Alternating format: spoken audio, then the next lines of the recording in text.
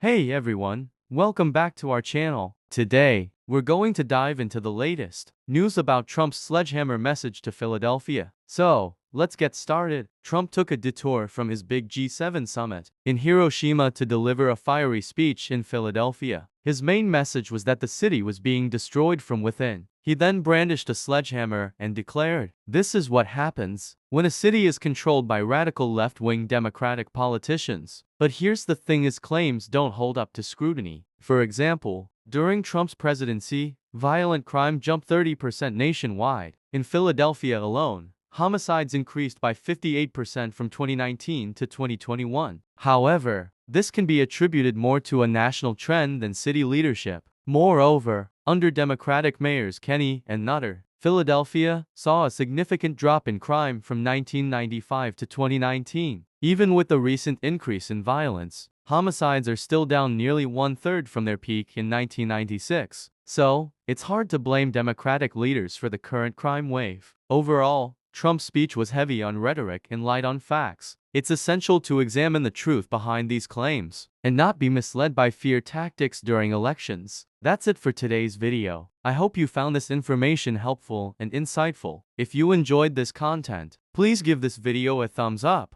And don't forget to subscribe to our channel for more news updates and analyses. Thanks for watching, where we bring you the latest news and insights from the world of politics. Today, we're diving into an interesting statement made by former President Donald Trump during a recent rally in Pennsylvania. Trump, who is currently running for the Republican nomination in the 2024 presidential election, commented on the current state of Philadelphia, saying few communities have suffered more under the Biden regime than Philadelphia. His statement has sparked controversy and debate across the country. So, what exactly did Trump mean by this? Well, it's hard to say for sure. However, some speculate that he may have been referring to issues like rising crime rates or economic struggles. Others argue that these claims are unsubstantiated, and that Philadelphia's crime rate is actually lower than it was 5 years ago. It's important to remember that political rhetoric can often be misleading or exaggerated, and it's up to us as voters to dig deeper and research these claims ourselves. So, when you hear a statement like this from a politician, don't take it at face value, do your own research and form your own opinion. That's all for today's update on Trump's rally stop in Pennsylvania. Thanks for tuning. We're going to discuss the latest happening in Philadelphia, where former President Trump made some controversial claims about the 2020 election. In his first public appearance since announcing his candidacy for the 2024 presidential race, Trump took aim at Philadelphia's voters and Democratic officials. He accused the city of having a horrible election and claimed that the people of Philadelphia did something that was so dishonest. Trump also repeated his baseless claims about widespread voter fraud during the 2020 election, declaring that the city of Philadelphia had done something so dishonest. His remarks come as attorneys representing his campaign and two Republican organizations are set to make their case in a Pennsylvania appellate court next week. The case revolves around a lawsuit seeking to overturn Trump's loss in the state. It's important to remember that there is no evidence to support Trump's false claims of widespread voter fraud. However, it's clear that this issue will likely continue to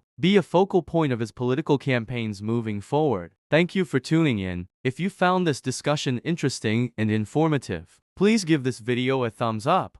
Today, we're going to dive into the latest news about former President Trump's visit to Philadelphia for a Temple University rally just before the presidential debate. So, let's get started. Trump was spotted arriving at Philadelphia International Airport on a private jet, kicking off his two-day swing in Pennsylvania. This visit is part of his three-state tour following his primary win in New York and ahead of the crucial election in November. As always, Trump took to social media to share with his supporters that he was on his way to my home state and promised a big Temple rally later that night. However, it seems that some hiccups occurred during Trump's stay at the Hilton in Center City. A staff member was overheard complaining about not receiving payment from Trump. They mentioned that 20 rooms were reserved under the name Trump Org, but nobody showed up to check in or pay for their stay. Despite these initial issues, Trump later tweeted photos of himself with Temple greats Jim Kearney and George Olmsted, saying, "What an incredible honor and privilege it is." He also shared a photo of himself speaking at a packed rally at Liberty University in Virginia last week. That's all for today's update on Trump's visit to Philadelphia for a Temple University rally before the presidential debate. Stay tuned for more news and updates right here on our channel. Thanks for watching, and don't forget to like, subscribe, and hit that bell notification so you never miss an update.